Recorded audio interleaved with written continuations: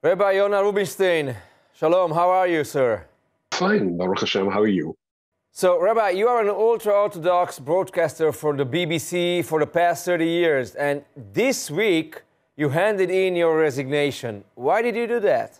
Well, there is a line that the BBC crossed. I have been obviously aware of the anti-Semitism masquerading as anti-Zionism, anti-Israel stuff in the BBC for a very long time.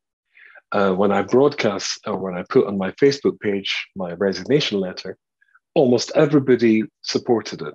Some people said, why didn't you stay and fight? And really, I've been staying and fighting for all this time, and perhaps too long. But when there was the attack on the Jewish kids on the streets of Oxford Street in London, the busiest shopping street in London, and by a group of Muslims, when the kids were threatened, when there was Nazi salutes, when there was all sorts of insults, F the Jews, etc., when the kids had to run back onto the bus. And by the time the BBC got the story, it first reported that the Jews had been shouting anti-Islamic slurs, Loshen Rabin, plural, at them. They then changed that to one slur. When that was proven not to be true, they refused to back down. This has crossed the line from any pretense of being anti-Zionist, which, okay, that's how they like anti-Semites in Chutz La'aretz like to hide, into open anti-Semitism, endorsing, protecting anti-Semites, and pretending that their victims are the people who were the perpetrators. Then I'm afraid I stand with my people, and that was a line I would not allow them to cross, at least not allow them to cross with my name being associated with them. So there is also denial, right? Yeah. The denial by the BBC, of course. The BBC always deny. It's interesting because BBC is not a private organization. It's funded by the taxpayers in the UK.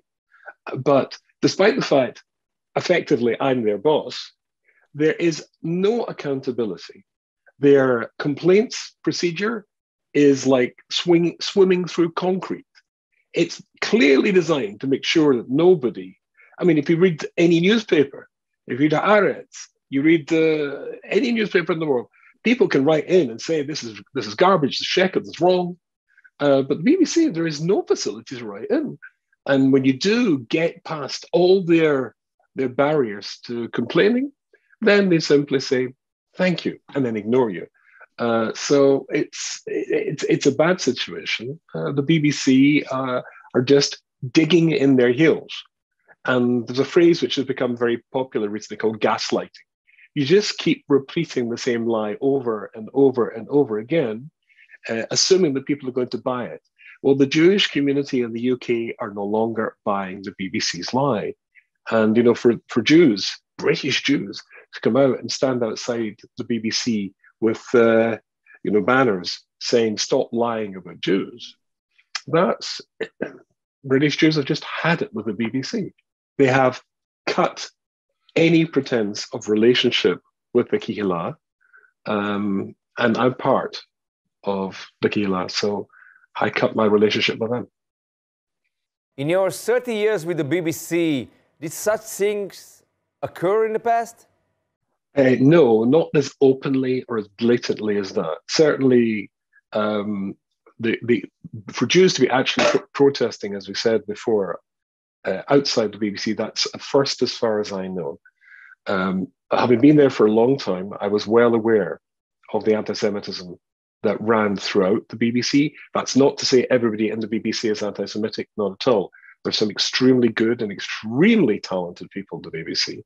And really, I learned an enormous amount as a broadcaster, as a writer from working there, and had many good friends. And incidentally, I've had lots of emails of support from ex-BBC colleagues. But the truth is, they tried to keep their anti-Semitism low. There is a phrase which some clever person used. It's very clever, and it goes like this. The definition of English anti-Semitism is hating Jews more than is absolutely necessary. But of course, it assumes you don't like Jews.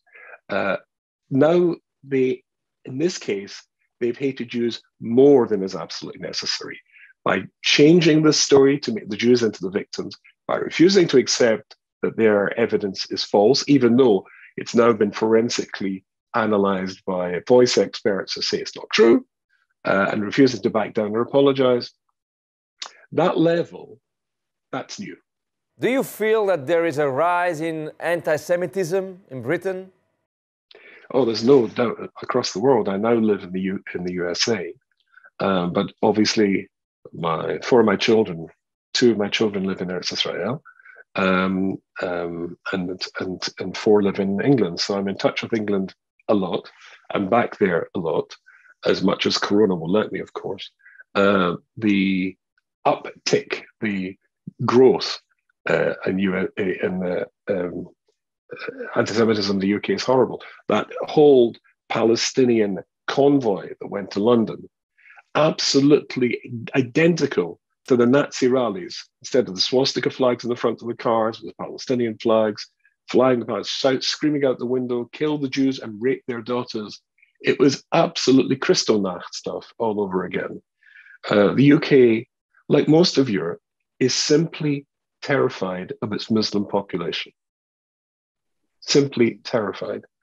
And it's interesting, the police, even though this is weeks later, and the pictures of these guys are very clear, that Oxford Street has got more CCTV cameras than anywhere else on the planet.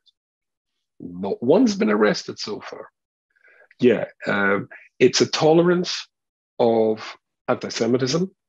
It is a twisted justification of anti-Semitism if it comes from Muslims. It's justified because of the Palestinians. Doesn't matter whether Jews are Zionists, Israelis. No, you're a Jew. It's a lie. When I walk down the street in London or Manchester, somebody shouts Palestine or Gaza or whatever at me, they haven't asked me if I'm a Zionist. They haven't asked me if I'm Israeli. I'm a Jew. And then today in the UK, I'm guilty for all the sufferings of the Palestinian people. In the Middle Ages, I killed Jesus. It was me up there on the ladders with the hammers and the nails, banging them in. It's the exact same. The new anti-Semitism is identical to the always anti-Semitism, the old anti-Semitism. Now, you signed your letter saying, and I quote, "No Jew should take pride in working there." Is it your recommendation to Jews to resign from the BBC, not to seek job there? I actually said no Jew who's proud of being a Jew, I feel, could work there anymore. It's up for everybody to make their calculation and their judgment. That's certainly my feeling on the subject. Because if they've crossed over the line so clearly into the territory of anti-Semitism and defense of attack on Jewish children in the UK, I'm a Jew. That's what I like being. That's what I'm proud of being. And I stand with my people, even though my people are wrong. But I stand with my people. And this time, clearly, my people are right and the BBC are wrong. So I know where I'm going to stand. So sad. Rabbi Rubinstein, thank you so much for talking with us. A real pleasure. Take care. Hatzlacha.